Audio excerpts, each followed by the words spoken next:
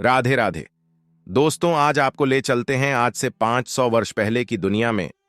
पंचम शताब्दी की बात है। प्राचीन भारत में एक नगर था जिसका नाम था सोमपुर। सोमपुर नगर कई छोटे कस्बों और गांवों का केंद्र था। यहां हर वर्ग के लोग अपने जीवन का निर्वाह करते थे। सोमपुर राज्य में एक पराक्रमी और न्यायप्रिय राजा का शासन था, जिनका नाम था राजा धनुर्धर सेन। राजा धनुर्धर सेन अपनी प्रजा का पालन एक पिता की भांति करते थे। उनके राज्य में प्रजा सुखी और संतुष्ट थी। राजा धनुर्धर सेन की पत्नी रानी सुधर्मा अद्वितीय सौंदर्य की मूर्ति थीं। उनकी सुंदरता और सादगी से प्रभावित होकर राजा हमेशा उनके प्रति अनुरागित रहते थे। रानी सुधर्मा न केवल सुंदर थीं, बल्कि उनके हृदय में करुणा और प्रेम का सागर था। राजा के राजकाज में उनका विश्वास पात्र मंत्री चाणक्यनंद था। चाणक्यनंद बलशाली, निडर और राजा के प्रति पूर्णतः निष्ठावान थे। राजा धनुर्धर सेन भी चाणक्यनंद को अपने परिवार का हिस्सा मानते थे। एक दिन राजा धनुर्धर सेन अपने राज दरबार में प्रजा की समस्याएं सुन रहे थे। तभी एक सैनिक दरबार में आया। उसने कहा, महाराज की जय हो। मेरे पास एक अत्यंत दुखद संदेश आया है। यदि आप आज्ञा दें तो मैं वह संदेश आपको सुनाऊं।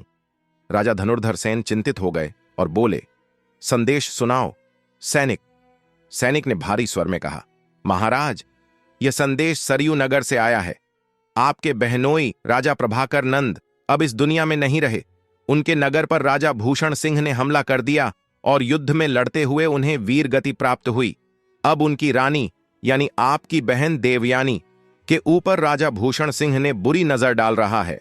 वह उन्हें जबरदस्ती अपनी रानी बनाने की धमकी दे रहा है और पूरे सरयू नगर पर कब्जा करना चाहता है। यह सुनकर राजा धनुर्धर सेन का हृदय विचलित हो गया। उनका चेहरा गंभीर हो गया और मस्तिष्क में विचारों का तूफान उठ खड़ा हुआ। उन्होंने सोचा, यदि मैं अपनी बहन और सरयू नगर की रक्षा के लिए तुरंत कोई कदम नहीं उठाता तो यह मेरा सबसे बड़ा पाप होगा। राजा धनुर्धर सेन ने दरबार में उपस्थित सभी मंत्रियों और सैनिकों को बुलाया और स्थिति पर विचार विमर्श करने का आदेश दिया। उन्होंने निश्चय किया कि सरयू नगर की रक्षा के लिए वह अपनी सेना लेकर स्वयं जाएंगे। यह खबर सुनते ही राजा धनुर्धर सेन का क्रोध 7वें आसमान पर पहुंच गया। उनकी आंखें आक्रोश से लाल हो गईं।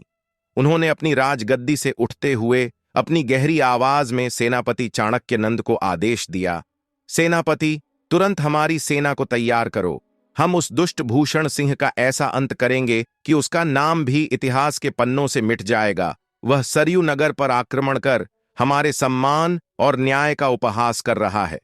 उसे आज उसकी करनी का फल मिलेगा। राजा धनुर्धर सेन ने अपने मंत्रियों और योद्धाओं को एकत्र किया और सेना के साथ सरयू नगर की ओर प्रस्थान किया। उनकी सेना में वीरता और उत्साह का संचार था। सैनिक अपनी तलवारें चमका रहे थे और युद्ध के लिए उत्साहित थे। पूरे मार्ग में राजा का क्रोध और बदला लेने की तीव्र भावना उनके चेहरे पर स्पष्ट झलक रही थी। सरयू नगर पहुंचने पर राजा धनुर्धर सेन ने देखा कि महल के विशाल द्वार पर राजा भूषण सिंह अपनी सेना के साथ खड़ा हुआ है। वह अपनी जीत के घमंड में मुस्कुरा रहा था, जैसे उसने पहले ही सब कुछ अपने अधीन कर लिया हो। राजा धनुर्धर सेन ने गर्जना करते हुए कहा, भूषण सिंह, तेरे जैसे कायर और अधर्मी को आज अपने अंत का सामना करना होगा। तूने अपनी मृत्यु को स्वयं न्योता दिया है। आज तुझे मारकर मैं धरती को तेरे जैसे दुष्ट के बोझ से मुक्त करूंगा। राजा भूषण सिंह ने ठाका लगाते हुए उत्तर दिया, धनुर्धर सेन, मैं तुम्हें यहां देखकर बहुत प्रसन्न हूं। तुम्हारे आने से मेरा काम और भी आसान हो गया है। मैं तुम्हारे राज्य सोमपुर पर आक्रमण करने की योजना बना रहा था, लेकिन तुम स्वयं मेरे पास आ गए। यह और भी अच्छा हुआ। मैंने सुना है कि तुम्हारी रानी सुधर्मा अद्वितीय सुंदरता की धनी है। क्यों न उसे मैं अपने महल की शोभा बना लूं। राजा धनुर्धर सेन का क्रोध अब अपनी चरम सीमा पर था। उन्होंने तीव्र स्वर में कहा, भूषण सिंह, तुम्हारे जैसे नीच के लिए ऐसी बातें करना स्वाभाविक है। शायद तुम्हें यह भी नहीं पता कि तुम्हारी मां हमारे पूर्वजों के महल में नर्तकी थी।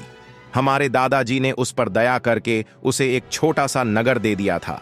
तुम्हारी यह धृष्टता उसी अहसान का परिणाम है लेकिन आज तुम्हारे जैसे अधर्मी को इस धरती से मिटाने का समय आ गया है। राजा धनुर्धर सेन की बात सुनकर भूषण सिंह का चेहरा क्रोध से तमतमा गया। उसने अपनी तलवार खींच ली और राजा धनुर्धर सेन को चुनौती दी। आओ धनुर्धर, देखता हूं कि तुम में कितना बल है। आज मैं तुम्हें और तुम्हारी सेना को अपने घोड़े के पैरों तले रौंद डालूंगा। इसके साथ ही युद्ध की घोषणा हो गई। राजा धनुर्धर सेन और भूषण सिंह की सेनाएं आमने सामने आ गईं। दोनों पक्षों के सैनिकों ने तलवारें खींच लीं और युद्ध भूमि में आक्रोश और शक्ति की गर्जना गूंजने लगी। राजा धनुर्धर सेन ने अपनी तलवार को कसकर पकड़े हुए गुस्से में कहा, भूषण सिंह, तुम्हारा नीच व्यवहार और घिनौनी सोच तुम्हारे परिवार की ही पहचान है। जिस प्रकार तुम्हारी मां जगह जगह जाकर नृत्य करने में शर्म नहीं करती थी, वैसे ही तुम पराई स्त्रियों पर बुरी दृष्टि डालते हो। लेकिन याद रखना, ऐसे लोग हमेशा कुत्ते की मौत मारे जाते हैं। यह सुनते ही राजा भूषण सिंह का चेहरा क्रोध से लाल हो गया। उसकी आंखों में आग थी। बिना कोई जवाब दिए वह अपनी तलवार लेकर राजा धनुर्धर सेन पर टूट पड़ा। लेकिन इससे पहले कि उसका वार राजा तक पहुंच पाता, मंत्री चाणक्य नंद ने बिजली की गति से अपनी तलवार निकालकर भूषण सिंह पर जोरदार वार कर दिया। मंत्री का वार इतना सटीक और शक्तिशाली था कि भूषण सिंह लड़खड़ाता हुआ जमीन पर गिर पड़ा। उसका शरीर खून से लथपथ था और उसकी आंखों से जीवन की अंतिम रेखाएं मिटने लगीं। भूषण सिंह के गिरते ही उसकी सेना में सन्नाटा छा गया। राजा धनुर्धर सेन ने अपनी तलवार उठाई और गरजते हुए कहा, सुनो विरोधी सैनिकों, तुम्हारे राजा का घमंड और अधर्म आज समाप्त हो चुका है। अब तुम्हें यह निर्णय करना है कि तुम मेरे अधीन रहकर सम्मानपूर्वक सैनिकों का जीवन बिताओगे या युद्ध में हमारे हाथों मारे जाओगे। सोच लो, तुम्हारे सामने दोनों ही रास्ते खुले हैं। विरोधी सेना का सेनापति घुटनों के बल बैठ गया और सिर झुकाते हुए बोला, महाराज, हमारा आपसे कोई बैर नहीं। भूषण सिंह ने हमें अपने अधीन जबरदस्ती रखा था। हम आपकी प्रजा बनकर आपके अधीन सेवा करने के लिए तैयार हैं। अब आप ही हम सबके राजा हैं। आप निश्चिंत रहें, अब हम आपकी सेना का हिस्सा बनेंगे। राजा धनुर्धर सेन ने उनकी निष्ठा स्वीकार की और आदेश दिया कि सभी सैनिकों को सुरक्षित रखा जाए। इसके बाद राजा भूषण सिंह के महल में प्रवेश करने के लिए चल पड़े। महल में प्रवेश करते ही राजा की नजर उनकी बहन देवयानी पर पड़ी। वह अपने पति की मृत्यु और अपने ऊपर हुए अत्याचारों के कारण फूट फूट कर रो रही थी। जैसे ही उसने राजा धनुर्धर सेन को देखा, वह दौड़कर उनके पास आई और उनके गले लगकर विलाप करने लगी। भैया, देवयानी रोते हुए बोली, अब मैं किसके सहारे जीवित रहूंगी? उस निर्दयी भूषण सिंह ने मेरे पति को मार डाला। आखिर मेरे पति ने ऐसा क्या अपराध किया था कि उन्हें इस तरह का दंड मिला? राजा धनुर्धर सेन ने अपनी बहन को संभालते हुए कहा, देवयानी, अब तुम्हें कोई डरने की जरूरत नहीं। तुम्हारा भाई तुम्हारे साथ है। भूषण सिंह का अंत हो चुका है और मेरे होते हुए उसके जैसे दुष्ट कभी तुम्हारी ओर आंख उठाकर भी नहीं देख पाएंगे। तुम्हारा अपमान मेरा अपमान है और मैंने न्याय करके तुम्हारे और तुम्हारे पति के सम्मान को पुनः स्थापित किया है। राजा ने अपनी बहन को गले लगाकर सांत्वना दी। उनकी आंखों में अपनी बहन के प्रति अपार स्नेह और दृढ़ता झलक रही थी। उन्होंने महल के सैनिकों को आदेश दिया कि देवयानी को पूरे सम्मान और सुरक्षा के साथ उनके राज्य सोमपुर पहुंचाया जाए। महल के गलियारों में राजा धनुर्धर सेन का आभा मंडल चारों ओर फैल चुका था। अब उनके सामने नई चुनौतियां खड़ी थीं। सरयू नगर को एक बार फिर स्थिरता और सुरक्षा प्रदान करना और यह सुनिश्चित करना कि भूषण सिंह का अधर्म दोबारा इस भूमि पर न पनपे।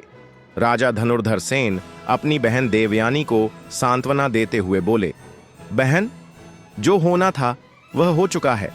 हम भूतकाल को बदल नहीं सकते, लेकिन भविष्य को संवारना हमारे हाथ में है। तुम्हें अपने बच्चों का पालन पोषण करना होगा और उन्हें भविष्य के लिए तैयार करना होगा। एक दिन जब वे बड़े होंगे, तब तुम उन्हें राजगद्दी सौंप सकती हो। बहन, यह समय तुम्हारे धैर्य और साहस की परीक्षा का है। देवयानी ने आंसू पोंछते हुए कहा, भैया, मुझसे यह राज्य संभालने का कार्य नहीं हो सकेगा। मैं एक रानी हूं और राजा का कार्य करना राजकाज चलाना मेरे बस की बात नहीं। आप ही मेरे एकमात्र सहारा हैं। कृपया मेरे राज्य को अपनी अधीनता में ले लीजिए। राजा धनुर्धर सेन ने मुस्कुराते हुए अपनी बहन का कंधा थपथपाया और बोले, देवयानी, तुम जानती हो कि मैं तुम्हारा बड़ा भाई हूं और बड़ा भाई पिता तुल्य होता है। मेरी सलाह पर भरोसा करो। यह राज्य तुम्हारा है और इसे संभालने का अधिकार भी तुम्हारा ही है। तुम यह जिम्मेदारी अपने बच्चों के लिए निभाओ। मैं हमेशा तुम्हारे साथ हूं। हर महीने मैं तुम्हारे पास आऊंगा और तुम्हारी हर समस्या में तुम्हारा साथ दूंगा। मुझे विश्वास है कि राजगद्दी संभालने पर यह राज्य तुम्हारी शक्ति और धैर्य का प्रतीक बनेगा। राजा की बातों ने देवयानी को थोड़ी हिम्मत दी। उन्होंने धीरे धीरे अपने राज्य के कार्यभार को संभालना शुरू कर दिया। राजा धनुर्धर सेन अपनी बहन को एक नई उम्मीद और सहारा देकर अपने राजमहल लौट आए। समय का चक्र चलता रहा। धीरे धीरे 2 वर्ष बीत गए। राजा धनुर्धर सेन अब भी अपनी बहन की देखभाल करते और अपने राज्य सोमपुर की समृद्धि के लिए भी हमेशा तत्पर रहते। लेकिन उनके मन में एक चिंता लगातार बनी हुई थी। उनके विवाह को 4 वर्ष बीत चुके थे, परंतु अभी तक उनके महल में संतान की किलकारी नहीं गूंजी थी। इस बात से राजा भीतर ही भीतर बहुत परेशान रहते। उन्हें अपने राज्य के भविष्य को लेकर चिंता सताती रहती। उनके मन में हमेशा यह सवाल उठता कि उनके बाद सोमपुर की राजगद्दी कौन संभालेगा। उन्होंने कई मंदिरों में पूजा अर्चना कराई, योगियों और ऋषियों से आशीर्वाद लिया और हर संभव उपाय किया, लेकिन उन्हें संतान सुख प्राप्त नहीं हुआ। राजमहल में यह बात धीरे धीरे चर्चा का विषय बन गई।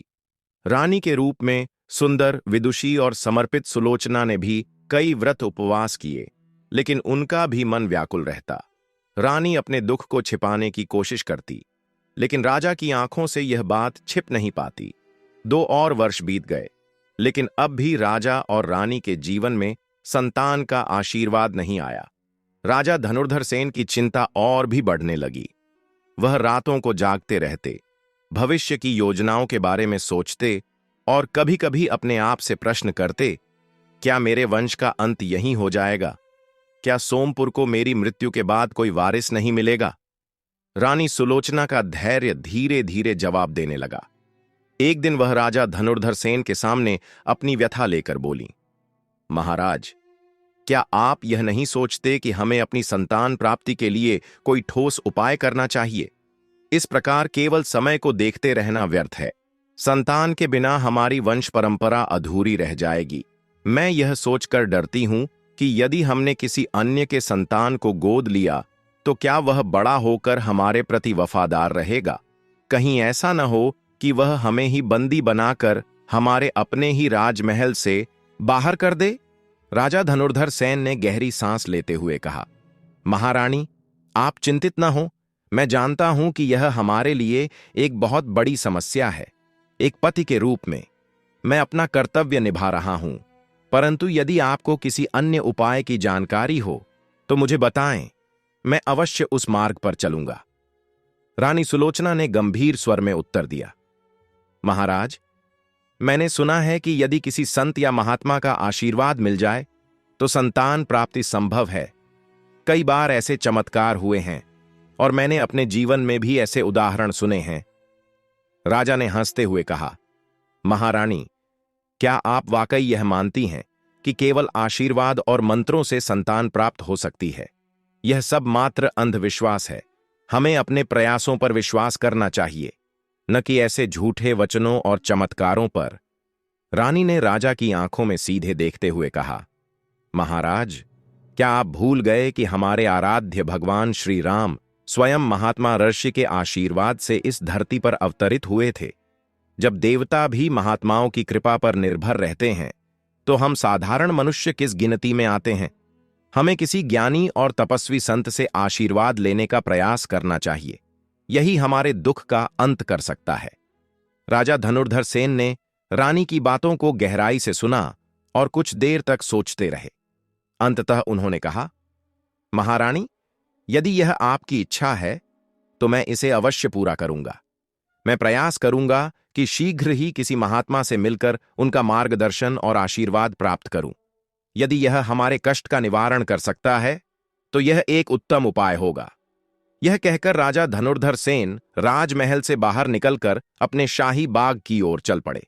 वहां उन्होंने मंत्री चाणक्यानंद को पौधों की देखभाल के लिए माली को निर्देश देते हुए देखा। राजा कुछ देर तक बाग में टहलते रहे, परंतु उनके मन में संत से मिलने और संतान प्राप्ति के उपायों की बातें गूंजती रहीं। उसी समय मंत्री चाणक्यानंद ने राजा की उदासी को भांपते हुए पूछा, महाराज, क्या कोई विशेष बात आपको चिंतित कर रही है? यदि मेरी कोई सहायता हो सकती है तो कृपया मुझे बताएं। राजा ने अपने मंत्री को सारी बात बताई। मंत्री चाणक्यानंद ने कहा, महाराज, हमारे राज्य के समीप एक प्रसिद्ध महात्मा आर्षि अगस्त्य का आश्रम है। वह अत्यंत विद्वान और तपस्वी हैं। उन्होंने कई राजाओं और प्रजाओं की समस्याओं का समाधान किया है। क्यों न हम उनके पास जाएं और उनसे मार्गदर्शन प्राप्त करें। राजा को मंत्री की बात उचित लगी। उन्होंने तुरंत आदेश दिया कि अगले दिन आर्षि अगस्त्य के आश्रम जाने की व्यवस्था की जाए। राजा धनुर्धर सेन के मन में यह आशा जाग उठी कि शायद आर्षि का आशीर्वाद उनके जीवन में वह सुख लेकर आएगा जिसकी उन्हें इतनी प्रतीक्षा थी। राजा ने मुस्कुराते हुए कहा, चाणक्यानंद, मुझे लगता है कि हमारे बाग में और भी माली होने चाहिए। 2 अतिरिक्त माली काम पर लगाएं ताकि बाग का काम और बेहतर तरीके से हो सके। इससे न केवल बाग की सुंदरता बढ़ेगी, बल्कि तुम्हारे पास भी अधिक समय रहेगा जो तुम प्रजा के बीच बिताकर उनके हालचाल जानने में लगा सकोगे। मंत्री चाणक्यानंद ने सिर झुकाकर उत्तर दिया, महाराज, मैं बाग का काम भली भांति संभाल लेता हूं, लेकिन आपकी आज्ञा सर्वोपरि है। मैं कल ही नगर से 2 होनहार माली ढूंढकर इस काम में लगा दूंगा। राजा ने संतोष प्रकट करते हुए कहा, यह अच्छा होगा चाणक्यानंद। वैसे भी कल हमें सरयू नगर जाना है। तुम्हें याद है ना, मैंने अपनी बहन देवयानी से वचन दिया था कि हर माह 5 दिन उसके महल में रहूंगा। हमें वह वादा निभाना है। मंत्री ने तुरंत उत्तर दिया, जी महाराज, मुझे आपकी बात याद है। मैं समय पर तैयार रहूंगा। अगले दिन सुबह राजा धनुर्धर सेन अपनी रानी सुधर्मा के पास गए और कहा, महारानी, मैं सरयू नगर जा रहा हूं। जब तक मैं वापस नहीं आता, नगर का ध्यान रखना। मैं मंत्री चाणक्यानंद को अपने साथ ले जा रहा हूं। रानी सुलोचना ने थोड़ा चिंतित होते हुए उत्तर दिया, महाराज, आप यह क्या कह रहे हैं? राज्य का शासन चलाना एक बहुत ही जिम्मेदारी का कार्य है और मैं इसे अकेले नहीं संभाल सकती। आप जानते हैं कि हमारे पड़ोसी राज्यों के राजा हमेशा हमारे नगर पर नजर गड़ाए रहते हैं। यदि उन्हें पता चला कि आप महल में नहीं हैं, तो वे तुरंत आक्रमण कर सकते हैं। मैं एक स्त्री हूं और मेरी शक्ति सीमित है। इसलिए मैं आपसे निवेदन करती हूं कि मंत्री चाणक्यानंद को अपने साथ न ले जाएं। उन्हें यहां छोड़कर जाएं, ताकि राज्य का प्रबंधन सुचारू रूप से चलता रहे और नगर की सुरक्षा बनी रहे। राजा ने रानी की चिंता भांप ली। वह समझ गए कि रानी की बात में दम है। उन्होंने रानी की ओर देखकर मुस्कुराते हुए कहा, महारानी, तुम्हारी बात में तर्क है। मंत्री चाणक्यानंद को यहां छोड़ना ही उचित होगा। मैं उनसे बात करता हूं। इसके बाद राजा ने मंत्री चाणक्यानंद को अपने कक्ष में बुलाया। उन्होंने कहा, चाणक्यानंद, मुझे यह कहते हुए खेद हो रहा है कि इस बार तुम मेरे साथ सरयू नगर नहीं जा सकोगे। रानी सुधर्मा चाहती हैं कि तुम नगर में रहकर शासन का ध्यान रखो। मैं तुम्हें समझता हूं और जानता हूं कि तुम मेरे लिए कितना महत्व रखते हो, लेकिन इस बार तुम्हें यहीं रहकर नगर की देखरेख करनी होगी। मंत्री चाणक्यानंद ने राजा की बात को पूरी विनम्रता से स्वीकार किया और कहा, महाराज, मैं आपकी आज्ञा का पालन करूंगा। मेरा पहला कर्तव्य आपके राज्य और प्रजा की सेवा करना है। आप निश्चिंत होकर सरयू नगर जाएं। मैं यहां हर काम का ध्यान रखूंगा। राजा ने मंत्री की निष्ठा देखकर उनकी पीठ थपथपाई और कहा, मुझे तुम पर पूरा भरोसा है चाणक्यानंद। मैं सरयू नगर से लौटकर तुम्हें सब कुछ विस्तार से बताऊंगा। तब तक तुम यहां का प्रबंधन अच्छे से संभालना। इसके बाद राजा धनुर्धर सेन ने अपनी यात्रा की तैयारी शुरू की। उनके मन में एक ओर बहन देवयानी से मिलने की उत्सुकता थी, तो दूसरी ओर राज्य की सुरक्षा की चिंता। वह जान चुके थे कि एक राजा के रूप में हर निर्णय का प्रभाव गहरा होता है। उनके सामने अब एक नई चुनौती थी। राज्य की सुरक्षा और परिवार की जिम्मेदारियों के बीच संतुलन बनाए रखना।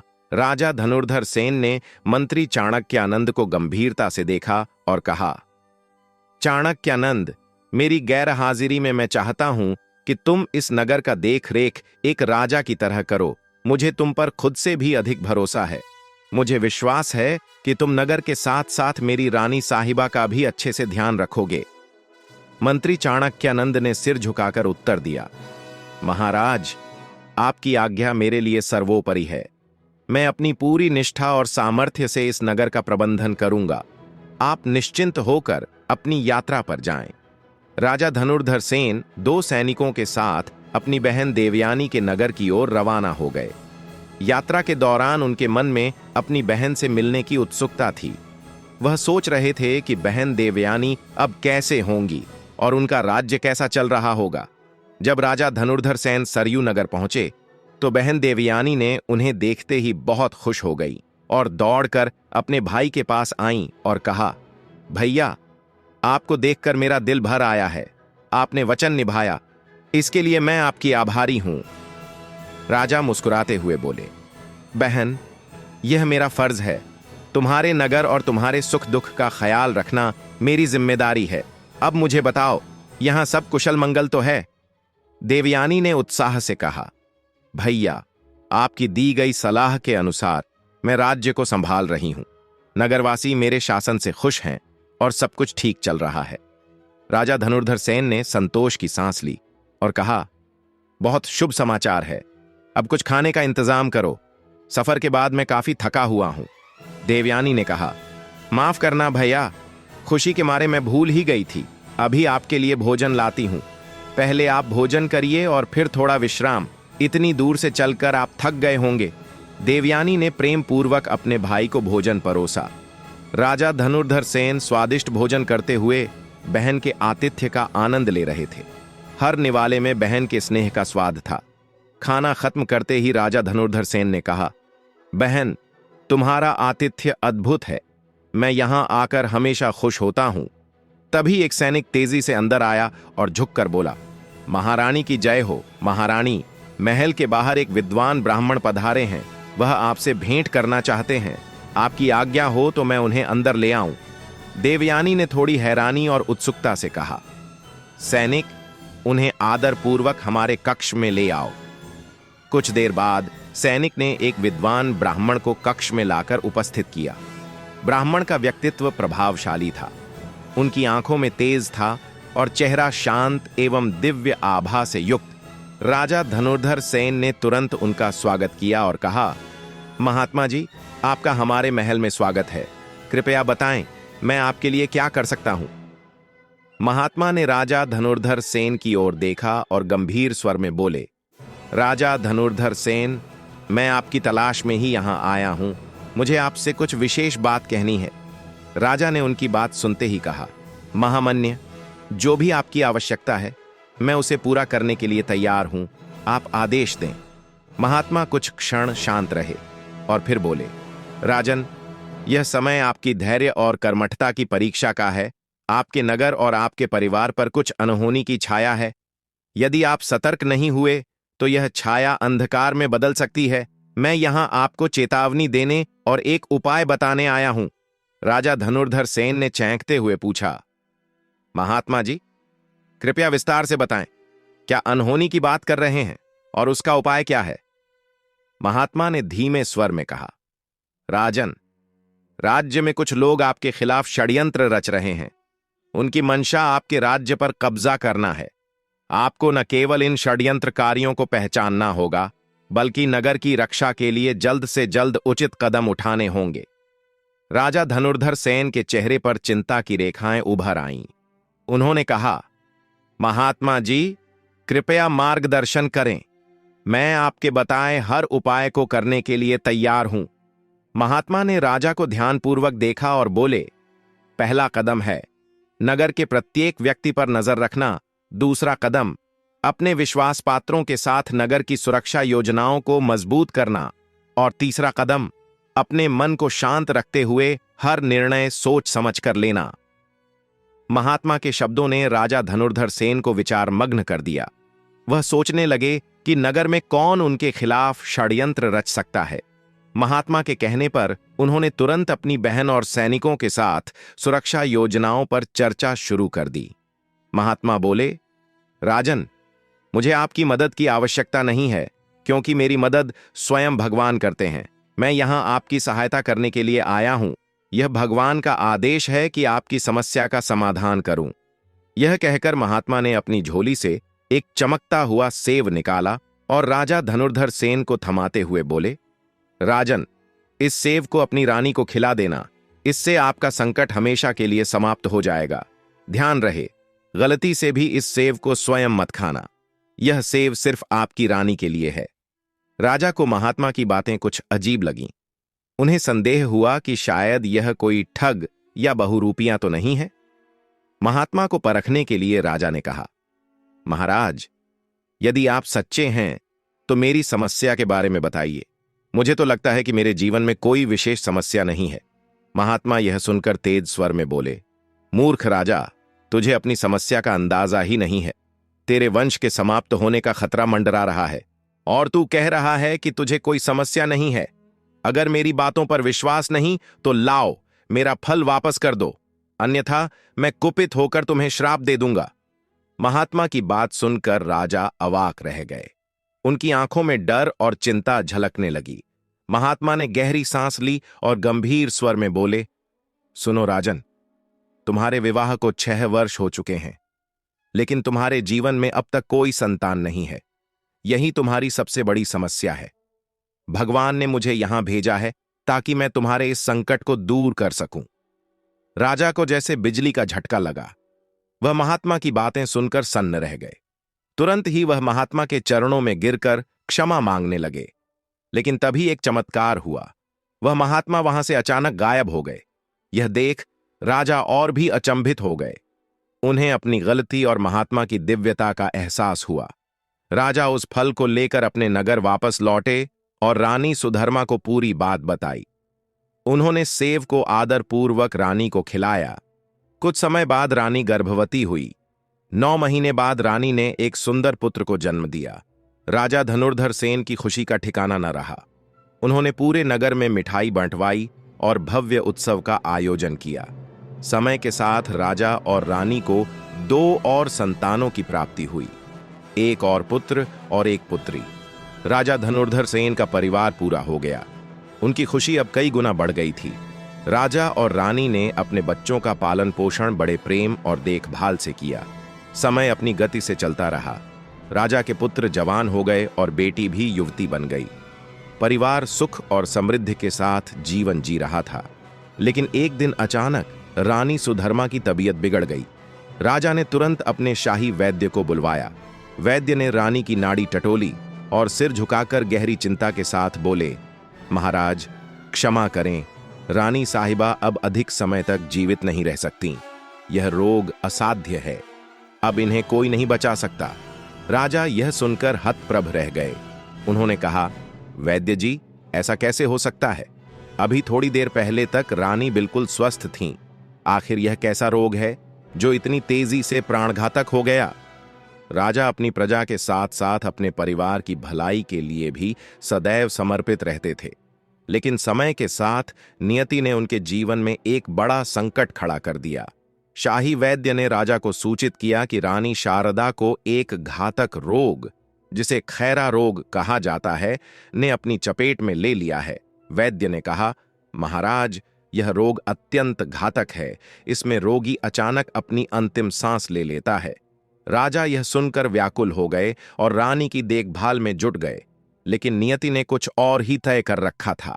वैद्य की बातों के कुछ समय बाद ही रानी ने प्राण त्याग दिए। रानी की मृत्यु ने राजा को अंदर तक झकझोर दिया। लेकिन अपने 3 बच्चों, बड़े राजकुमार जयमंगल, छोटे राजकुमार जितेंद्र और राजकुमारी सुमन की ओर देखकर उन्होंने जैसे तैसे खुद को संभाला। उन्होंने न केवल अपने बच्चों की जिम्मेदारी निभाई, बल्कि अपने राज्य के प्रति कर्तव्यों को भी नहीं छोड़ा। समय बीतता गया और राजा की संतानें धीरे धीरे बड़ी हो गईं। जयमंगल, बड़ा राजकुमार, स्वभाव से उद्दंड, घमंडी और अत्यधिक किस्म का स्वार्थी था। वह लोभी और प्रजा के प्रति उदासीन रहता था। जितेंद्र, छोटा राजकुमार, अपने सरल स्वभाव, दयालुता और प्रजा के प्रति अपनी निष्ठा के लिए प्रसिद्ध था। वह बुद्धिमान था और राज्य की भलाई के लिए सदैव तत्पर रहता था। सुमन, सबसे छोटी राजकुमारी, सुंदर, चंचल और बुद्धिमती थी। वह अपने दोनों भाइयों से बेहद प्यार करती थी और प्रजा की सेवा में रुचि लेती थी। राजा धनुर्धर सेन ने सुमन के विवाह के लिए योग्य वर की तलाश शुरू कर दी थी। उन्होंने तय किया कि सुमन का विवाह केवल एक सुयोग्य और चरित्रवान राजकुमार से होगा। वहीं दोनों राजकुमारों को सलाह दी गई कि वे अपने लिए रानी का चुनाव स्वयं करें। राजा धनुर्धर सेन ने कहा, आसपास के राजाओं द्वारा आयोजित स्वयंवर में भाग लो और अपने लिए पत्नी का चयन करो। कुछ ही समय बाद पड़ोसी राज्य चंद्रपुर में एक भव्य स्वयंवर का आयोजन हुआ। राजा ने दोनों राजकुमारों को स्वयंवर में भाग लेने भेजा। स्वयंवर का आयोजन भव्यता से हुआ था। वहां कई बड़े बड़े राजकुमार अपनी वीरता और शक्ति का प्रदर्शन कर रहे थे। जयमंगल अपने स्वभाव के अनुसार राजकुमारी को प्रभावित करने के लिए अपनी संपत्ति और शक्ति का बखान करने लगा, लेकिन राजकुमारी ने उसके घमंड को अनदेखा कर दिया। जितेंद्र दूसरी ओर बिना किसी दिखावे के राजकुमारी के सामने प्रस्तुत हुए। उन्होंने अपनी सादगी और विनम्रता से राजकुमारी का दिल जीत लिया। स्वयंवर के अंत में राजकुमारी ने अपनी जयमाल उठाई और राजकुमार जितेंद्र के गले में डाल दी। यह दृश्य देखकर जयमंगल का चेहरा क्रोध से लाल हो गया। जयमंगल, जो पहले से ही अपने भाई जितेंद्र को अपना प्रतिद्वंद्वी मानता था, इस घटना के बाद भीतर ही भीतर जलने लगा। उसने महसूस किया कि जितेंद्र न केवल प्रजा का प्रिय है, बल्कि अब वह चंद्रपुर की राजकुमारी का भी वर बन चुका है। जयमंगल की जलन धीरे धीरे घृणा में बदलने लगी। उसने अपने मन में एक योजना बनाई कि वह जितेंद्र को नीचा दिखाएगा और राजा धनुर्धर सेन की नजरों में गिरा देगा। राज्य के वफादार मंत्री चाणक्यानंद, जो जयमंगल की साजिशों से भलीभांति परिचित थे, राजा को बार बार सतर्क करते रहते थे। उन्होंने कहा, महाराज, जयमंगल की प्रवृत्ति चिंताजनक है। वह जितेंद्र को अपना शत्रु मानता है और राज्य के प्रति अपनी जिम्मेदारियों से विमुख है। राजा ने मंत्री की बात को गंभीरता से लिया और सोचा कि जयमंगल और जितेंद्र के बीच बढ़ती खाई को भरने के लिए उन्हें जल्द ही कोई बड़ा निर्णय लेना होगा। जितेंद्र और चंद्रपुर की राजकुमारी के विवाह ने पूरे राज्य में खुशी की लहर दौड़ा दी। जयमंगल को यह बात गहरे तक खल गई थी कि उसका छोटा भाई जितेंद्र न केवल चंद्रपुर की राजकुमारी के स्वयंवर में विजयी हुआ, बल्कि उसे प्रजा और राज्य के बुद्धिजीवियों का भी समर्थन प्राप्त था। यह विचार जयमंगल को भीतर से जलाने लगा। उसका क्रोध और असुरक्षा उसे निरंतर गलत कदम उठाने के लिए उकसा रहे थे। वहीं जितेंद्र अपनी नई पत्नी के साथ लौटकर राजमहल में दाखिल हुआ तो पूरे महल में उत्साह का माहौल था। परंतु जयमंगल इस खुशी में शामिल होने की बजाय अपने कमरे में बैठा गुस्से में उबल रहा था। राजा धनुर्धर सेन, जो अपनी बहन के राज्य बसंतपुर जाने की तैयारी कर रहे थे, राज्य के प्रबंधन की जिम्मेदारी अपने विश्वासपात्र मंत्री चाणक्यानंद को सौंपकर रवाना हो गए। उन्होंने मंत्री को आदेश दिया, मंत्री जी, दुर्भिक्ष के इस समय में प्रजा का ध्यान एक पिता की तरह रखना। अगर कोई भी समस्या लेकर आए तो उसकी पूरी सहायता करना। सोमपुर उस समय सूखे की मार झेल रहा था। खेत बंजर पड़े थे और किसान अपनी समस्याओं से जूझ रहे थे। राजा को भरोसा था कि चाणक्यानंद राज्य में आए इस संकट को निकालने में सक्षम होंगे। लेकिन राजा के जाते ही जयमंगल ने अपनी साजिश को अंजाम देना शुरू कर दिया। उसने मंत्री चाणक्यानंद को दरबार से बाहर करवा दिया और खुद सिंहासन पर बैठ गया। उसने राज्य के सभी अधिकारियों को आदेश दिया कि प्रजा की कोई भी समस्या दरबार तक न पहुंचे। जब जितेंद्र ने इस तानाशाही का विरोध किया तो जयमंगल ने उसे धमकी दी कि अगर उसने इस मामले में दखल दिया तो उसे राज्य से बाहर कर दिया जाएगा। अजित ने स्थिति को भांपते हुए यह फैसला किया कि वह अपने पिता की वापसी तक शांत रहेगा। इसी बीच सोमपुर से 5 कोस दूर स्थित रतनपुरा गांव भी सूखे की चपेट में था। गांव का सरपंच सुमेर, जो अपनी ईमानदारी और सरल स्वभाव के लिए जाना जाता था, अपने गांव के लोगों की समस्याओं को सुलझाने में लगा हुआ था। सुमेर के दो 2 गायें और थोड़ी बहुत खेती थी, जिससे उसका परिवार किसी तरह अपना जीवन यापन कर रहा था। गांव में जब भी कोई समस्या होती, लोग सुमेर के पास जाते। अगर मामला गंभीर होता तो सुमेर राज दरबार जाकर राजा से मदद की गुहार लगाता। राजा धनुर्धर सेन सुमेर के भोलेपन और समर्पण से प्रसन्न होकर उसकी हर समस्या का समाधान करवाते थे। लेकिन पिछले कुछ समय से राजा अपने राज्य से अधिक बसंतपुर में समय बिता रहे थे, जिससे सुमेर को राजमहल से कई बार खाली हाथ लौटना पड़ा। इस बार गांव में सूखे के कारण स्थिति गंभीर हो गई थी। किसान अपनी फसलें नहीं बो पाते थे और घरों में रखा अनाज धीरे धीरे खत्म हो रहा था। ऐसे में गांव वालों ने एक बार फिर सुमेर से निवेदन किया, भाई, तुम एक बार फिर राज दरबार जाओ, राजा से हमारी समस्या बताओ। अगर राजा नहीं मिले तो मंत्री चाणक्यानंद से बात करना, सुना है कि वह भी राजा की तरह दयालु हैं। सुमेर भगवान का नाम लेकर मक्खन का डिब्बा हाथ में लिए राजमहल की ओर निकल पड़ा। रास्ते में वह प्रार्थना करता जा रहा था, हे प्रभु, राजा से मेरी भेंट हो जाए, हमारे गांव की मदद करो। जब वह राजमहल पहुंचा तो द्वारपाल ने उसे रोक लिया। उसने कहा, राजा अभी बसंतपुर में हैं, यहां आने का कोई फायदा नहीं है। सुमेर ने विनम्रता से कहा, तो मुझे मंत्री चाणक्यानंद जी से ही मिलने दो। इस पर द्वारपाल ने बताया कि चाणक्यानंद जी को जयमंगल ने उनके पद से हटा दिया है और अब जयमंगल ही राज्य का राजा है। उसने यह भी कहा, जयमंगल ने आदेश दिया है कि कोई भी प्रजा का व्यक्ति राज दरबार में प्रवेश न करे। तुम चाहे कितनी भी कोशिश करो, तुम्हें सिर्फ अपमान मिलेगा। सुमेर यह सब सुनकर बहुत ही निराश हो गया, लेकिन वह इतनी जल्दी हार मानने वाला नहीं था। उसने तय किया कि चाहे उसे कितना भी अपमान सहना पड़े, वह जयमंगल से मिलने की कोशिश करेगा। सुमेर राजमहल के द्वार पर खड़ा था। अपनी विनम्रता और उम्मीदों का सहारा लिए उसने द्वारपाल से कहा, भैया, मैं कई बार दरवाजे से वापस लौट चुका हूं, इससे बड़ा अपमान और क्या होगा। मुझे एक बार राजकुमार से मिलने दो, वह मदद देंगे तो अच्छी बात है, नहीं देंगे तो हम लौट जाएंगे। लेकिन यह उम्मीद तो पूरी करनी ही होगी जो राज दरबार से पाल रखी है। द्वारपाल सुमेर की जिद और सरलता से प्रभावित होकर बोला, जब आप मेरी बात नहीं मान रहे तो चलिए, मैं आपको राजकुमार से मिलवा देता हूं, लेकिन याद रखिए, यह आसान नहीं होगा।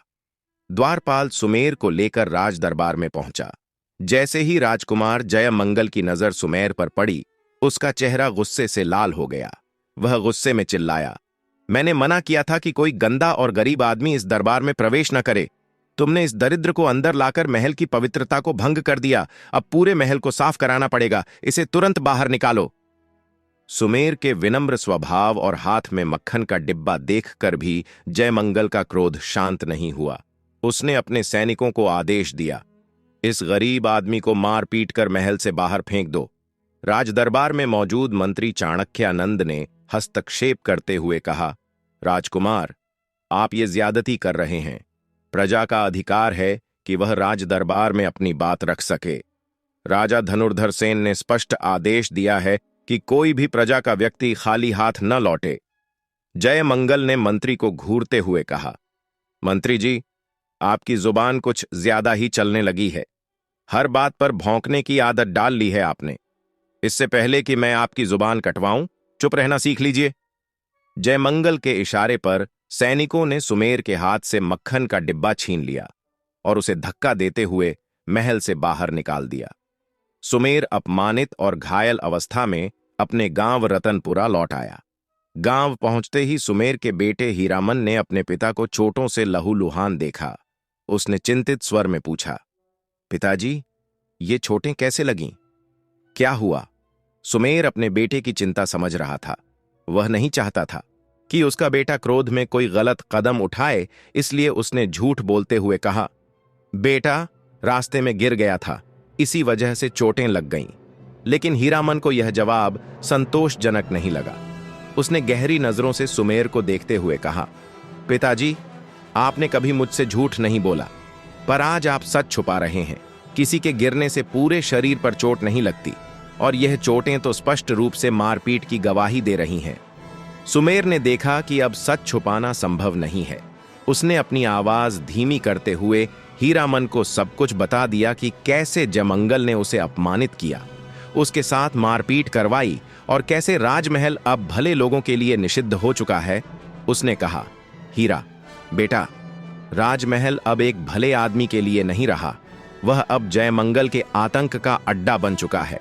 तुमसे मेरी एक ही विनती है कि राजमहल से दूर ही रहना। हम कमजोर लोग हैं, राजा से बैर लेना हमारी औकात के बाहर है। यह दुनिया केवल ताकतवरों की है, कमजोर और भूखे की कहीं कोई सुनवाई नहीं होती। भगवान भी केवल उन्हीं की मदद करते हैं जो खुद अपनी मदद करने में सक्षम हों। सुमेर की बात सुनकर हीरामन चुपचाप अपने खेतों की ओर चला गया। उसकी आंखों में आंसू थे, लेकिन उसका दिल गुस्से और आक्रोश से भरा हुआ था। खेत के पास एक पुराना तालाब था, जिसका पानी सूखे के कारण आधा रह गया था। गांव वाले इसी तालाब के पानी से अपना गुजारा कर रहे थे। हीरामन को यह तालाब हमेशा से शांति का एहसास कराता था। जब भी वह परेशान होता, तालाब के पास जाकर घंटों बैठा रहता। उसे तालाब के किनारे बैठकर अपनी समस्याओं का समाधान खोजने की प्रेरणा मिलती थी। उस दिन भी वह तालाब के किनारे बैठकर सोच रहा था, क्या सचमुच ताकतवर ही इस दुनिया में राज करते हैं? क्या गरीब और कमजोर लोगों का कोई अधिकार नहीं है? हीरामन के मन में कई सवाल उठ रहे थे। हीरामन अपने पिता सुमेर के अपमान और चोटों से व्यथित था। उसके भीतर गुस्सा और लाचारी का तूफान उमड़ रहा था। वह समझ नहीं पा रहा था कि राजकुमार जयमंगल जैसे अन्यायी और निर्दयी से कैसे निपटा जाए। हीरामन का मन अशांत था। वह न केवल अपने पिता के लिए न्याय चाहता था, बल्कि पूरी प्रजा के लिए जयमंगल के अत्याचारों का अंत करना चाहता था। लेकिन उसे कोई रास्ता नहीं सूझ रहा था। एक दिन राजकुमार जयमंगल ने शिकार पर जाने की इच्छा जाहिर की। वह अपने खास सैनिकों के साथ जंगल की ओर निकल पड़ा। यह जंगल रतनपुरा से 5 कोस की दूरी पर शुरू होता था और 50 कोस तक फैला हुआ था। इस जंगल में हर तरह के जानवर और हिंसक पशु, शेर, तेंदुए और हाथी पाए जाते थे। जयमंगल ने जंगल में काफी समय बिताया, लेकिन कोई शिकार हाथ नहीं लगा। वह झुंझलाहट और निराशा से भर गया। तभी उसका सामना एक बिगड़ैल हाथी से हो गया। हाथी ने जयमंगल की ओर गुस्से में दौड़ लगाई। अपने प्राणों की रक्षा के लिए जयमंगल ने भागने में ही भलाई समझी। वह जंगल से बाहर आकर सीधा राजमहल लौटने लगा। जंगल से बाहर निकलने के बाद जयमंगल को तेज प्यास लगी। अकाल के कारण रास्ते के कुएं और तालाब सूखे पड़े थे। कहीं कहीं जो तालाब दिखते भी थे, उनका पानी गंदा और पीने योग्य नहीं था। चलते चलते जयमंगल रतनपुरा के पास पहुंचा। वहां उसने एक तालाब देखा और तालाब में पानी देखकर उसकी आंखों में चमक आ गई। जयमंगल तुरंत तालाब के किनारे पहुंचा और पानी पीने की कोशिश की। तभी वहां मौजूद हीरामन ने उसे रोक दिया। हीरामन ने राजकुमार को पहचान लिया। वह बोला, तुम जयमंगल हो, वही राजकुमार जिसने मेरे पिता का अपमान किया और उन्हें पीटा। मैं तुम्हें इस तालाब का पानी पीने नहीं दूंगा। यह पानी हमारे गांव का आखिरी सहारा है। हम नहीं चाहते कि तुम्हारी उपस्थिति से यह पानी अपवित्र हो। राजकुमार जयमंगल का चेहरा गुस्से से लाल हो गया। उसने चिल्लाकर कहा, मूर्ख, तुम हमारे राज्य में रहते हो, हमारे राज्य का अन्न खाते हो, हमारे राज्य का पानी पीते हो, और अब हमें ही पानी पीने से मना कर रहे हो। तुम्हारी इतनी हिम्मत कैसे हुई? जयमंगल गुस्से में अपनी तलवार खींचकर हीरामन पर वार कर बैठा। तलवार की चोट से हीरामन बुरी तरह घायल हो गया और तालाब में गिरकर डूब गया। उसी समय कुछ ग्रामीण स्त्रियां तालाब पर पानी भरने आईं। उन्होंने यह भयावह दृश्य अपनी आंखों से देखा। स्त्रियां तुरंत गांव की ओर भागीं और चिल्लाते हुए बताया, राजकुमार जयमंगल ने हमारे गांव के हीरामन को मार डाला है। हीरामन की मृत्यु की खबर पूरे रतनपुरा में आग की तरह फैल गई। गांव के लोग जयमंगल के इस क्रूर कृत्य से उबल पड़े। यह घटना सिर्फ एक व्यक्ति की हत्या नहीं थी, बल्कि पूरे गांव की अस्मिता पर हमला था। राजकुमार जयमंगल रतनपुरा में हुई घटना के बाद गहरी चिंता में था। उसने देखा कि हालात अब उसकी पकड़ से बाहर होते जा रहे हैं। घटना के गवाहों और गांव वालों में बगावत की चिंगारी जलने लगी थी। उसकी हरकतों ने प्रजा को विद्रोह के कगार पर ला दिया था। दरबार में मंत्री चाणक्यानंद ने गुप्तचरों से जानकारी प्राप्त कर ली थी। गुप्तचर ने मंत्री से कहा, महाराज, स्थिति बहुत गंभीर है। रतनपुरा में सरपंच सुमेर का बेटा हीरामन मारा गया है और प्रजा में आक्रोश बढ़ रहा है। यदि समय रहते हमने कुछ नहीं किया तो यह विद्रोह पूरे राज्य को अपनी चपेट में ले सकता है। मंत्री चाणक्यानंद गंभीर स्वर में बोले, अत्याचार और उपद्रव ज्यादा समय तक नहीं टिकते। हर अन्याय का सर्वनाश निश्चित होता है। जयमंगल की भी यही नियति है, लेकिन हमें सावधानी से काम लेना होगा।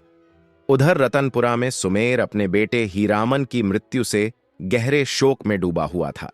गांव वालों ने तालाब से हीरामन की लाश निकालने की बहुत कोशिश की।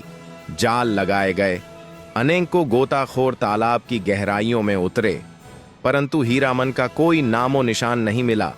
गांव की एक वृद्धा ने चिंतित होते हुए कहा, यह कोई साधारण घटना नहीं है। इस तालाब से हीरामन की लाश न मिलना किसी गहरे रहस्य का संकेत है। धीरे धीरे गांव वालों ने मान लिया कि राजकुमार जयमंगल ने हीरामन की लाश को गायब करवा दिया होगा, परंतु इस अनसुलझी गुत्थी ने एक खुशहाल गांव में अजीब सा माहौल बना दिया था। कुछ समय बीतने के बाद रत्नपुरा में अजीबो गरीब चमत्कार होने लगे। गांव में न तो बारिश हुई, न ही कोई बाहरी मदद आई। फिर भी गांव के सभी खेत पानी से भरे हुए थे। किसान हैरान थे कि जब पूरे राज्य में सूखा पड़ा हुआ है तो फिर उनके खेत कैसे हरे भरे हैं। गांव के बुजुर्गों ने इसे किसी अदृश्य शक्ति का आशीर्वाद माना। खेतों में पहले से 5 गुना अधिक फसल उगी। किसानों के चेहरे खुशी से खिल उठे। हमारे गांव की मदद कौन कर रहा है? यह किसी चमत्कार से कम नहीं, सुमेर ने कहा। यह खबर पूरे राज्य में आग की तरह फैल गई। राजमहल में दरबारियों ने इस चमत्कार पर चर्चा शुरू कर दी। जब बाकी राज्य भुखमरी से जूझ रहा है तो रतनपुरा के खेत कैसे लहलहा रहे हैं।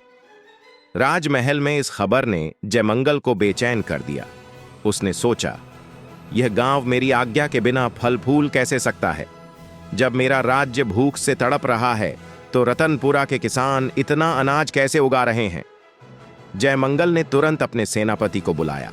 उसने कहा, हम रतनपुरा पर धावा बोलेंगे, सेना लेकर जाएंगे और किसानों के घरों से अनाज छीन कर लाएंगे। कोई हमारा विरोध करने की हिम्मत न करे। जो भी विरोध करेगा उसे कठोर सजा दी जाएगी। गांव में लोग अब भी अनजान थे कि राजकुमार उनके खिलाफ नई साजिश रच रहा है, लेकिन कुछ बुजुर्गों और सुमेर को एहसास था कि यह शांति स्थायी नहीं है। उन्होंने कहा, हमें तैयार रहना होगा। जयमंगल जैसा अन्याय चुप नहीं बैठेगा। राजमहल में राजकुमार जयमंगल अपने घमंड और क्रोध में उबल रहा था। उसने सेनापति को आदेश दिया था कि सेना लेकर रतनपुरा गांव पर धावा बोला जाए और किसानों के घरों से अनाज छीन लिया जाए। सेनापति ने राजकुमार की बात ध्यान से सुनी और शांत स्वर में कहा, राजकुमार, क्षमा करें। महाराज का स्पष्ट आदेश है कि हम आंतरिक मामलों में कोई हस्तक्षेप नहीं करेंगे। हमारी सेना केवल बाहरी आक्रमण के समय ही सक्रिय होगी। जयमंगल गुस्से से कांप उठा। उसने दहाड़ते हुए कहा, सेनापति, तुम मेरी आज्ञा की अवहेलना कर रहे हो। क्या तुम नहीं जानते कि मैं तुम्हें अभी के अभी बर्खास्त कर सकता हूं? सेनापति ने ठंडे लेकिन दृढ़ स्वर में जवाब दिया, राजकुमार, आप अपनी सीमाएं भूल रहे हैं। मैं आपको याद दिला दूं कि यह राज्य आपका नहीं है। महाराज धनुर्धर सेन ने न तो आपको राजा नियुक्त किया है और न ही राज्य का संचालन करने की जिम्मेदारी सौंपी है। आपका स्थान यहां उस बालक की तरह है जो खेल खेल में किसी दूसरे की चीज को अपना मान बैठता है। सेनापति आगे बोले, अगर आप अपने अधिकारों से बाहर जाकर कोई कदम उठाते हैं तो मुझे मजबूरन आपको बंदी बनाकर कारागार में डालना पड़ेगा। इससे पहले कि आप कोई अनुचित कार्य करें, बेहतर होगा कि आप अपनी सीमा में रहें। जयमंगल सेनापति के तेवर देखकर सहम गया। उसे एहसास हो गया कि इस समय उसका कोई सच्चा सहयोगी नहीं है। मंत्री चाणक्यानंद, राजकुमार जितेंद्र और यहां तक कि उसकी बहन सुमन भी उससे खफा रहते थे। केवल कुछ गिने चुने सैनिक ही उसके साथ थे, और वे भी उसकी शक्ति के नहीं बल्कि अपने कर्तव्य के कारण। उधर रत्नपुरा के लोग इस अद्भुत स्थिति से स्तब्ध थे। पूरे राज्य में भूखमरी की स्थिति थी, परंतु उनका गांव हरा भरा था। खेतों में लहलहाती फसलें और हरियाली ने सबको हैरानी में डाल दिया था। गांव के बुजुर्ग सुमेर ने गांव वालों को समझाया, यह कोई साधारण घटना नहीं है। हमारी मदद कोई अदृश्य शक्ति कर रही है। हमें धैर्य रखना चाहिए और इस चमत्कार के पीछे के रहस्य को समझने की कोशिश करनी चाहिए। गांव के कुछ युवा और बुजुर्ग मिलकर इस रहस्य की तह तक जाने की कोशिश करने लगे। उन्होंने सोचा, क्या यह तालाब से जुड़ा कोई रहस्य है या फिर यह हीरामन की आत्मा है जो हमें इस संकट से बचा रही है? तालाब के किनारे बैठकर सुमेर ने गहरी सोच में डूबते हुए कहा, हीरामन इस तालाब से बहुत प्यार करता था और इससे गहराई से जुड़ा था। उसने कई बार कहा था कि यह तालाब उसकी आत्मा का हिस्सा है। क्या यह संभव है कि हीरामन हमें इस संकट से बचाने के लिए किसी रूप में हमारी मदद कर रहा हो? यह खबर अब राजमहल तक भी पहुंच चुकी थी। दरबारियों ने मंत्री चाणक्यानंद को सूचना दी कि रतनपुरा में ऐसी स्थिति है जो समझ से परे है। राजकुमार जयमंगल अब चुप नहीं बैठ सकता था। उसने फैसला किया कि वह किसी भी तरह से रतनपुरा पर कब्जा करेगा, लेकिन इस बार उसे अपने सामने बढ़ते विरोध और अज्ञात शक्ति का सामना करना था। रत्नपुरा गांव में कुछ महीनों से एक अजीब सी शांति छाई हुई थी। गांव वालों की दुआओं और उम्मीदों के बावजूद एक रहस्यमयी शक्ति लगातार उनकी मदद कर रही थी। सुमेर, गांव के सरपंच, इस चमत्कार को समझने के लिए पूरी तरह से कोशिश कर रहे थे। यह ऐसा रहस्य था जिसे जानने की उनकी ललक दिन ब दिन बढ़ रही थी। एक दिन उन्होंने तय किया कि अब वह खुद इस रहस्य का पर्दाफाश करेंगे। सुमेर ने सोचा, क्यों ना हम खुद इस रहस्यमय ताकत के बारे में पता करें जो हमारे खेतों को सिंचाई देती है। हमें जानना होगा कि यह पानी कहां से आ रहा है और कौन है जो रात के अंधेरे में हमारे खेतों की देखभाल कर रहा है। रात के अंधेरे में जब सारे गांव वाले गहरी नींद में थे, सुमेर और कुछ गांव वाले चुपके से बाहर निकले। उन्होंने तालाब के पास आकर अपने स्थानों पर छुपकर बैठने का निर्णय लिया। उनकी आंखें चौकस थीं। हर हलचल को महसूस करने के लिए वे तैयार थे। आधी रात का समय था जब अचानक तालाब से एक नौजवान बाहर निकला। उसकी चाल में कुछ अजीब था।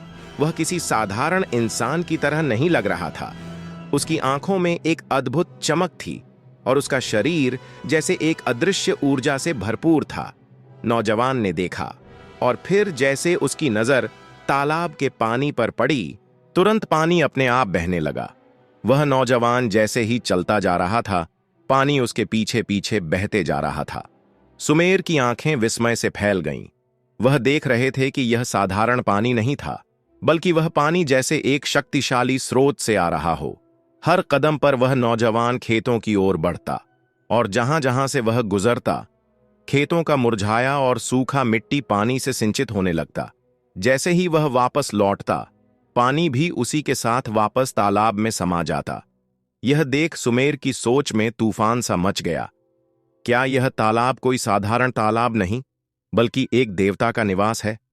उनका दिल धड़कने लगा। सुमेर ने यह रहस्य गांव वालों से साझा किया।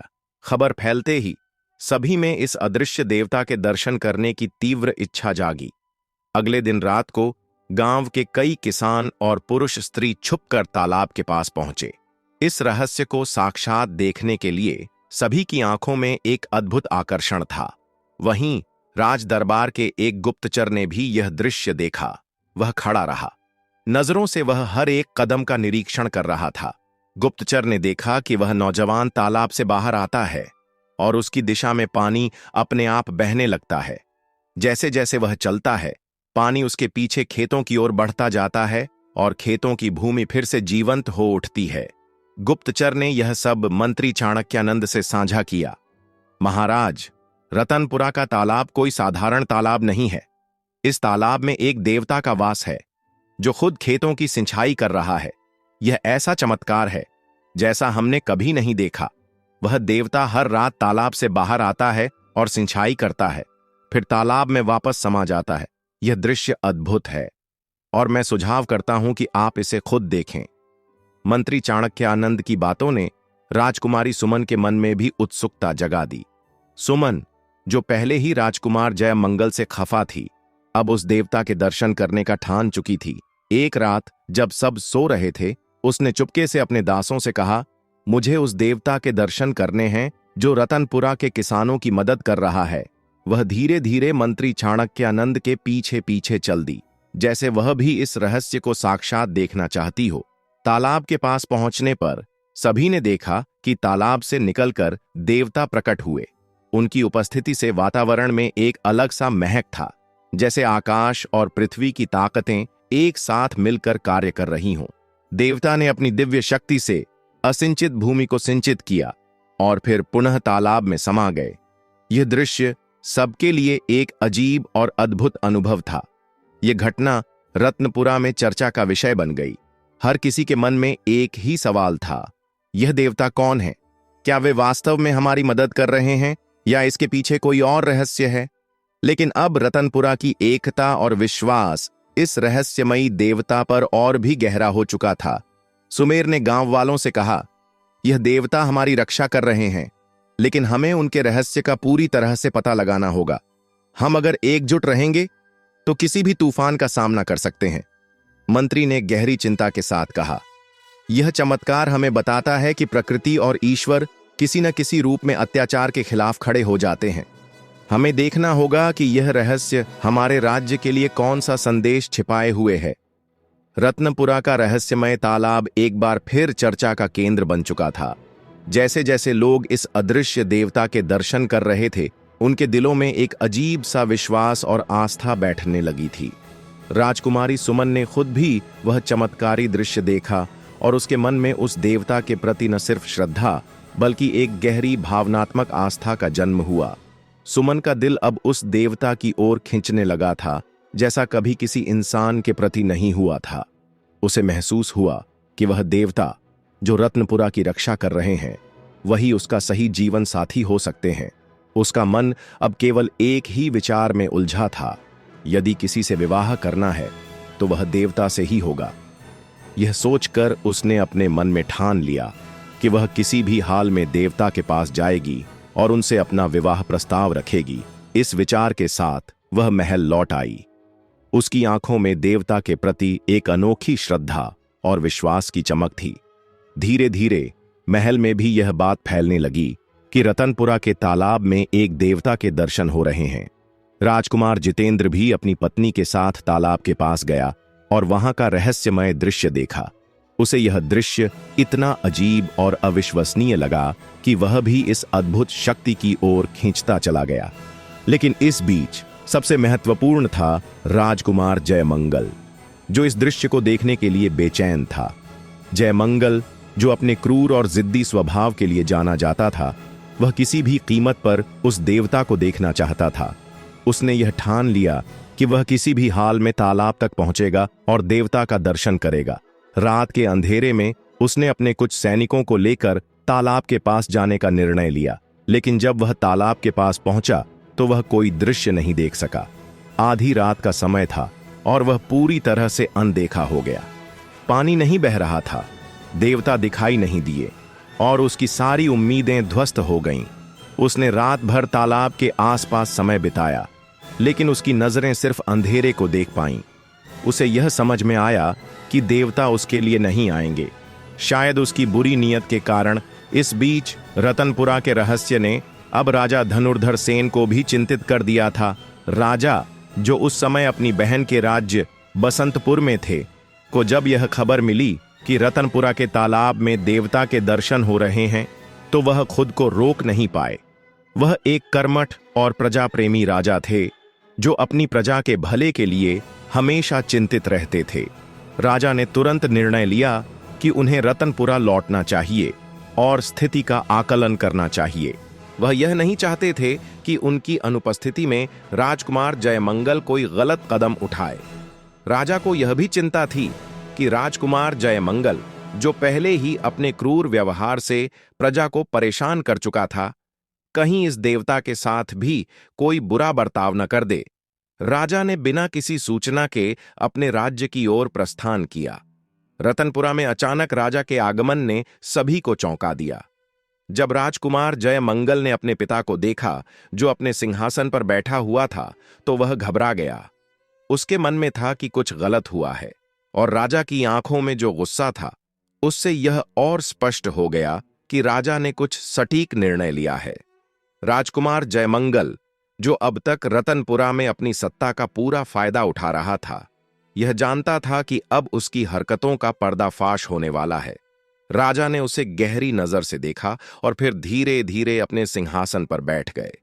राजकुमार जयमंगल के चेहरे पर डर और घबराहट साफ झलक रही थी, क्योंकि उसे अब यह समझ में आ गया था कि वह किसी बड़ी समस्या में फंसने वाला है। राजा धनुर्धर सेन के सामने जयमंगल को एहसास हुआ कि उसका हर कदम अब बुरे परिणामों की ओर बढ़ रहा है।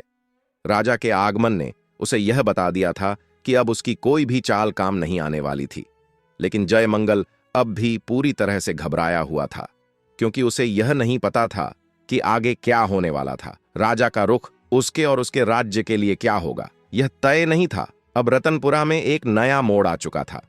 राजा धनुर्धर सेन का आगमन सिर्फ एक संकेत था, जो यह बता रहा था कि अब घटनाएं एक नई दिशा में बढ़ने वाली हैं। सुमेर, राजकुमारी सुमन और राजकुमार अजित को अब विश्वास हो चुका था कि देवता की शक्ति रतनपुरा के किसानों की मदद करने के लिए आई है, लेकिन साथ ही यह भी स्पष्ट था कि रतनपुरा में एक तूफान की आहट सुनाई दे रही थी। राजा हरिकेश के आगमन से एक नई शक्ति और संभावनाएं जागृत हुई थीं, और अब यह तय करना था कि जयमंगल और रत्नपुरा के लोग इस बदलाव का सामना कैसे करेंगे। क्या देवता का आशीर्वाद रत्नपुरा को सशक्त बना पाएगा या कुछ और खतरे सामने आएंगे? समय ही यह बताएगा।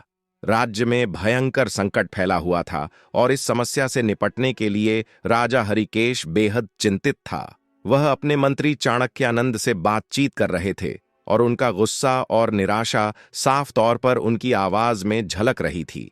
मंत्री जी, राजा ने गहरी चिंता के साथ पूछा, हमारे राज्य में भयानक अकाल पड़ा हुआ है। अब तक प्रजा के लिए कौन कौन से प्रबंध किए गए हैं? कितने लोगों तक राज दरबार से सहायता पहुंचाई गई है? मंत्री चाणक्यानंद का चेहरा गहरी चिंता में डूबा हुआ था। उसने हाथ जोड़कर उत्तर दिया, महाराज, एक भी प्रजा तक कोई सहायता नहीं पहुंचाई गई है, बल्कि राज दरबार के दरवाजे प्रजा के लिए बंद कर दिए गए हैं। रत्नपुरा के सरपंच के साथ तो काफी मारपीट की गई और उनकी हत्या कर दी गई है। हम तो प्रजा के सामने अपना मुंह दिखाने लायक भी नहीं बचे हैं। राजा के चेहरे पर गहरी निराशा और गुस्सा था।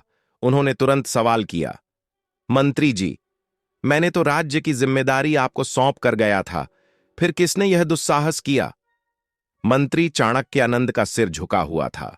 उसने हिम्मत जुटाते हुए कहा, महाराज, आपके जाने के बाद राजकुमार जयमंगल ने मेरा अधिकार छीन लिया और खुद शासक बन बैठा है।